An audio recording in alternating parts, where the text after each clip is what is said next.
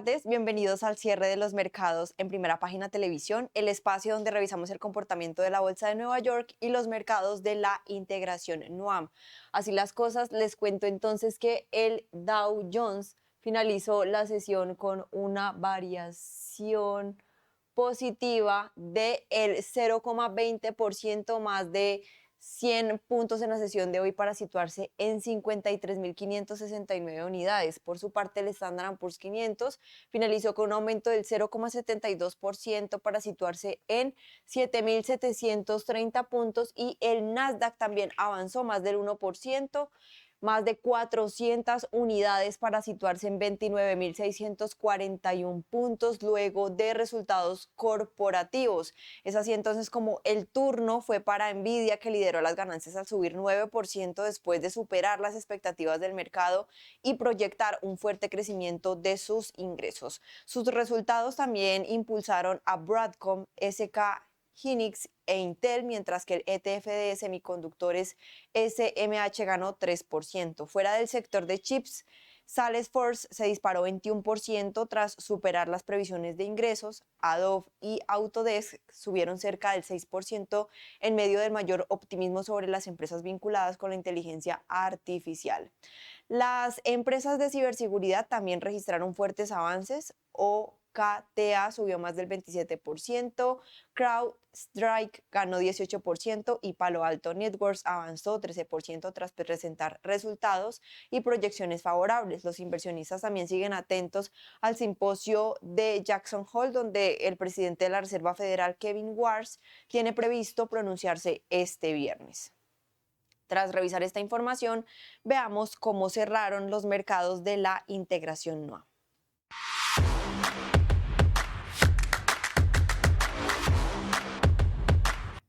Es así, es así entonces como el Colcap, índice principal en la Bolsa de Valores de Colombia, finalizó con una variación negativa del 0,59% en 2.489 puntos. Por su parte, las acciones que influyeron dentro de este resultado fueron Banco de Occidente, Grupo Cibes de la Acción Preferencial, Corfi Colombiana, Cibest y Fabricato, que finalizaron la sesión de manera negativa, siendo Banco Occidente la que más perdió, 4,76%. De otro lado, con concreto, Ecopetrol, Grupo Argos y la preferencial de Grupo y la ordinaria y la preferencial de Grupo Argos finalizaron de manera positiva la sesión, siendo con concreto la que más ganó, 3,49%.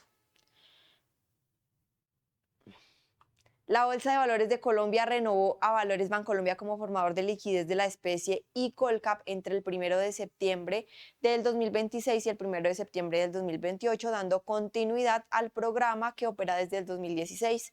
El comisionista operará con recursos propios y deberá cumplir parámetros como un diferencial máximo de 520 órdenes mínimas de 23.000 unidades de valor y una permanencia en pantalla de al menos el 80% de las mediciones mensuales.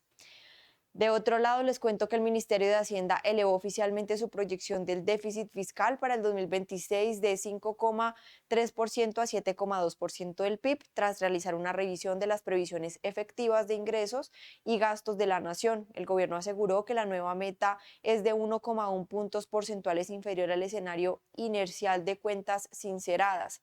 Y para el 2027, Hacienda aumentó su estimación de déficit de 4,5% a 9,5% del PIB, la del desbalance primario del 0,5% a 4,05%. El deterioro responde, entre otros factores, a que el escenario no incluye 30,2 billones de pesos en medidas tributarias aún pendientes de aprobación en el Congreso.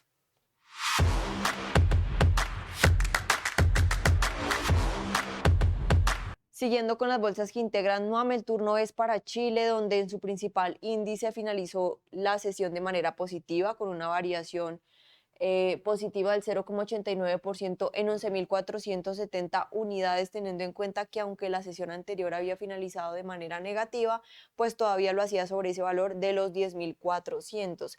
Es así entonces como dentro de las acciones que repercutieron dentro de este resultado, o más bien en línea con ese resultado. El primer título en avanzar es Copec, con un aumento del 5,17%. Empresa CMPC avanzó 3,74%.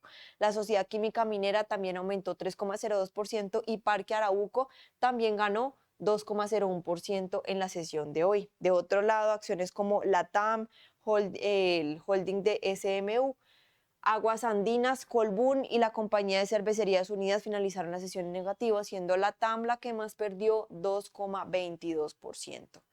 En otras noticias, Mercado Libre triplicará su capacidad logística en Chile hacia finales del 2027 al pasar de 140.000 a 450 metros cuadrados de infraestructura.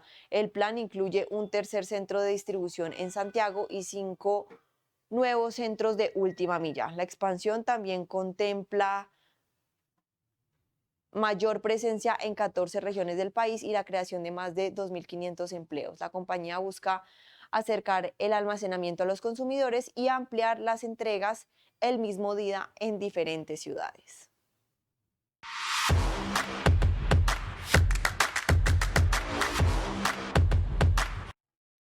Y ya para finalizar, Nuam, vamos con la Bolsa de Valores de Lima, donde en su principal índice finaliza la sesión de manera positiva, 0,12% en la sesión de hoy para situarse en 60.703 puntos.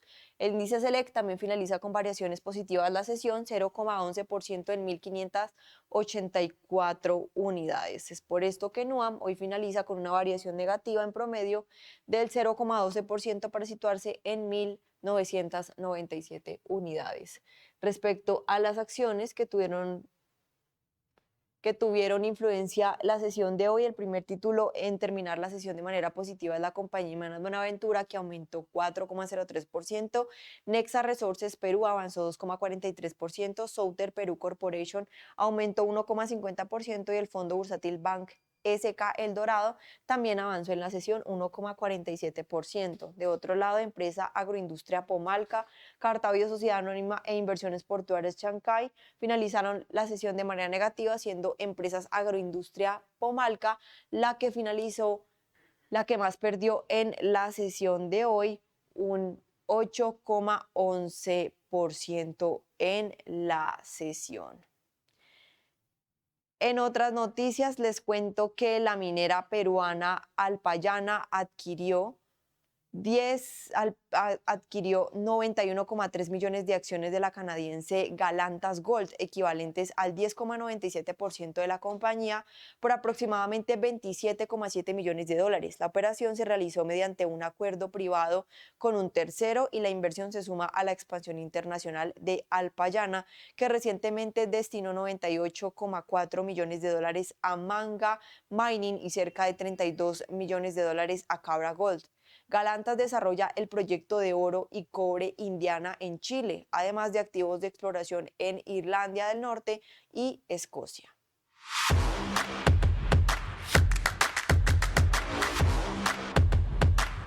Luego de revisar el desempeño de las bolsas de la región, ahora ponemos la mirada en Venezuela para observar de qué manera finalizó el índice bursátil. Bienvenidos al podcast de economía. Tiene una variación negativa del 0,62% en 5.654 puntos.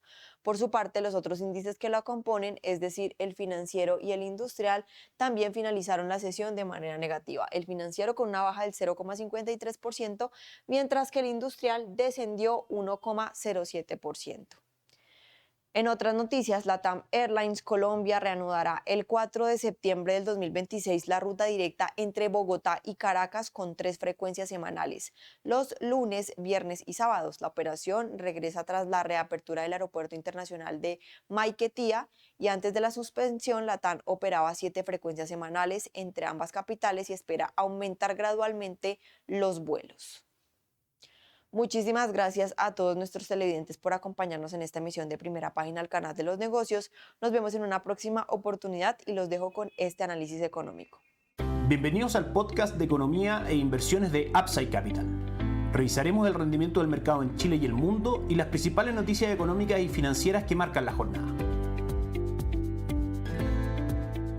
Muy buenas tardes, ¿cómo están ustedes? Jueves 27 de agosto de 2026. Soy Ramiro Galeano, fundador de Upside Capital. Les doy la bienvenida a otra edición más de mercados en Upside Capital. Como todos los días jueves, vamos con el cierre semanal de mercados. Respecto al mercado local, tuvimos una semana sin datos macroeconómicos relevantes, manteniendo nuestro escenario base de estrategias de inversión, en el cual mantenemos una disminución de la presión inflacionaria, tanto en Chile como en el mundo, asociada principalmente al conflicto en Oriente Medio, que comienza a perder fuerza, y por ende también una normalización gradual del precio del petróleo. Con la economía local también con muy bajos niveles de crecimiento, no vemos en el horizonte un aumento de la presión inflacionaria, lo cual desde nuestro punto de vista consolidaría un escenario para que el Banco Central durante el primer semestre de 2027, en línea con la última encuesta de expectativa económica realizada por el Banco Central, el instituto emisor lleva adelante a lo menos un recorte de tasa de política monetaria, factor de estímulo para la economía local y factor alcista también para renta fija y renta variable local. Respecto a Estados Unidos, tenemos varias cosas que revisar en cuanto a su calendario económico. La cifra más relevante de la semana fue la publicación de el índice de precios del gasto en consumo personal correspondiente al mes de julio, que es la medición preferida de inflación por la Reserva Federal. Los resultados del mes de julio fueron los siguientes. El índice general subió un 0.2% en su medición mensual y un 3.7% en su medición anual, levemente por sobre las expectativas del mercado. Por otro lado, el mismo índice pero subyacente, esto es extrayendo del cálculo las partidas más volátiles, aumentó un 0.2% mensual y un 3.3% anual en línea con las expectativas del mercado. La inflación por ahora continúa siendo persistente en Estados Unidos y bastante por encima de la meta del 2% en esta materia para la Reserva Federal. En cuanto al análisis de estas cifras, hay algunos elementos que están moderando su impacto, entre ellos, por ejemplo, el retroceso del precio del petróleo, ante señales de distensión en el conflicto en Oriente Medio y conversaciones entre Irán y Omán para normalizar el estrecho de Hormuz. Si bien aún no hay una validación de Estados Unidos respecto a estas conversaciones y Estados Unidos continúa endureciendo sanciones contra Irán, continúa el lento proceso de normalización de la situación en Oriente Medio. El precio del petróleo Brent puede confirmar eso, que hoy cotiza en $88 por barril, cayendo durante los últimos 5 días un 5.78%, y los contratos futuros cotizan en $78 por barril a junio de 2027, lo cual muestra una visión del mercado respecto a un desescalamiento con una tendencia consolidada en el tiempo. También recordemos, se han publicado algunas cifras en línea con un menor dinamismo en el consumo. Recordemos que el IPC de julio es una medición general y subyacente, marcó en línea con las expectativas del mercado, y el índice de precio al productor del mes de julio en su medición mensual no mostró cambio en circunstancias en que el mercado esperaba un aumento de esa cifra de un 0.2%. También la caída en los niveles de venta de Walmart es otra señal que el mercado interpreta como un consumidor norteamericano algo más cauteloso. Durante esta semana tuvimos también una segunda revisión del Producto Interno Bruto de Estados Unidos del segundo trimestre, con un crecimiento anualizado del 1.5%, y recordemos también una creación de empleo negativa en el mes de julio, con una destrucción de 23.000 puestos de trabajo, en circunstancias que el mercado esperaba la creación de 85.000 nuevos puestos de trabajo. Dado lo anterior, en nuestro escenario base de estrategias de inversión, mantenemos como la opción más viable una normalización del precio del petróleo y por ende de menor presión inflacionaria, lo cual disminuiría la presión sobre la Reserva Federal para aumentos en la tasa de política monetaria. Por ahora el mercado espera, de hecho, con un 66% de probabilidades de que en la próxima reunión de política monetaria se mantenga la tasa rectora en el rango actual entre el 3.5 y el 3.75%, y que a diciembre del 2026, con un 70% de probabilidades, no exista más de un alza en la tasa de política monetaria. Otro factor relevante también durante la semana fue la entrega de resultados de Nvidia, los cuales fueron excelentes en cuanto a beneficios por acción e ingresos por venta. De hecho, la acción de Nvidia hoy cotiza en $227, subiendo un 8.38%. También con proyecciones respecto a los ingresos del próximo trimestre y el crecimiento hacia 2028, muy por sobre las estimaciones del mercado. Los resultados de Nvidia son especialmente relevantes para el mercado porque esta empresa cumple un rol central en el desarrollo de la inteligencia artificial, actuando en cierta medida como un termómetro del estado en general de esta industria. Por ahora, entonces, los buenos resultados de Nvidia inyectan algo de tranquilidad y calma a los tres principales índices bursátiles norteamericanos, que hoy día cotizan principalmente en terreno positivo. Dow Jones sube un 0.1%, S&P 500 un 0.4%, y Nasdaq, el índice tecnológico, crece un 1.08%. Mantenemos entonces como escenario base estrategia de inversión señales de convergencia de la inflación en el tiempo hacia la meta de la Reserva Federal. Si ocurren aumentos en la tasa de política monetaria en Estados Unidos, eventualmente sería en una o dos ocasiones y con un impacto muy menor en los mercados accionarios, lo cual nos hace mantener renta variable norteamericana y renta variable extranjera dentro de nuestra recomendación de inversión. Es importante también recordar que mañana la atención del mercado estará centrada en Jackson Hole, lugar del simposio anual de banqueros centrales, en el cual Kevin Warsh, el presidente de la Reserva Federal, realizará una intervención respecto a la cual el mercado buscará cualquier señal respecto a la trayectoria de las tasas, con un contexto relativamente complicado para la Reserva Federal, en el cual, como decíamos, la inflación se mantiene por sobre el objetivo del 2%. El mercado estará atento a la visión de Warch respecto a cómo ve la inflación, cuáles son las condiciones que cree necesarias para aumentar la tasa de política monetaria, su visión respecto al petróleo, mercado laboral y, por supuesto, la presión inflacionaria desde el conflicto armado en Oriente Medio. Pasamos a la revisión de instrumentos de inversión recomendados por Upside Capital. Hoy analizamos fondos de Sura AGF, aliado estratégico de Upside Capital en la distribución de instrumentos de inversión, así como el uso de los mismos para ejecutar las estrategias de inversión sugeridas a nuestros clientes. Vamos con renta fija local, fondo base en la estrategia Sura cartera patrimonial conservadora, fondo balanceado, compuesto únicamente por renta fija local. Balanceado nos referimos respecto a la composición de su cartera en cuanto a ponderación de UF pesos y distintas duraciones. Mantiene un retorno durante 2026 del 3.92%. El resto de los fondos que componen la estrategia, Sura renta corto plazo Chile, 3.06% durante 2026. Sura renta local UF, 4.2% y Sura renta bonos Chile con un 3.85% de retorno en lo que va de 2026, todo muy por sobre Sura renta de depósitos Chile, tomándolo como referencia fondo Money Market respecto a el mercado Money Market y depósitos a plazos, que mantiene un retorno solamente del 2.4% en lo que va de 2026. IPSA sube nuevamente hoy un 0.57%, manteniendo un retorno en lo que va de 2026 del 9.08% y durante los últimos 12 meses del 28.69%, cotiza hoy en 11.433 puntos. Mantenemos una visión positiva para IPSA, acciones locales, por varios motivos, entre ellos buenos resultados corporativos y un escenario macroeconómico que se mantiene relativamente estable, con posibilidades de ser más dinámico frente a políticas que vayan en línea de eso, por ejemplo, la ley miscelánea que está llevando adelante el actual gobierno, potencial caída en la tasa de política monetaria, entre otros factores.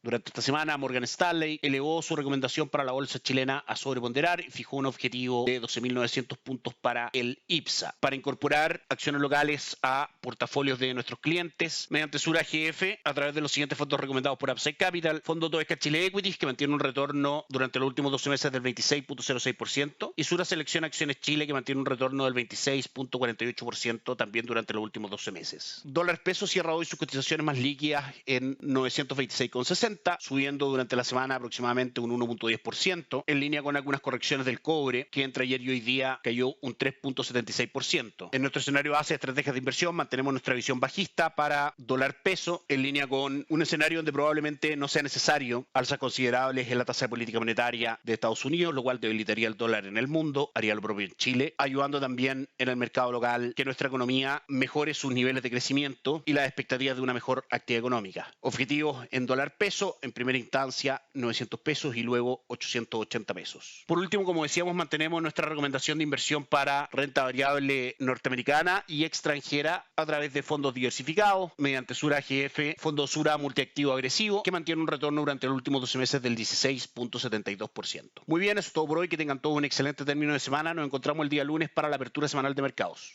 Gracias por escuchar el podcast de Economía e Inversiones de Upside Capital. Te invitamos a visitar nuestro sitio web www.upsidecap.cl y contactarnos para brindarte una asesoría objetiva, sin sesgo y con una mirada global para tus inversiones.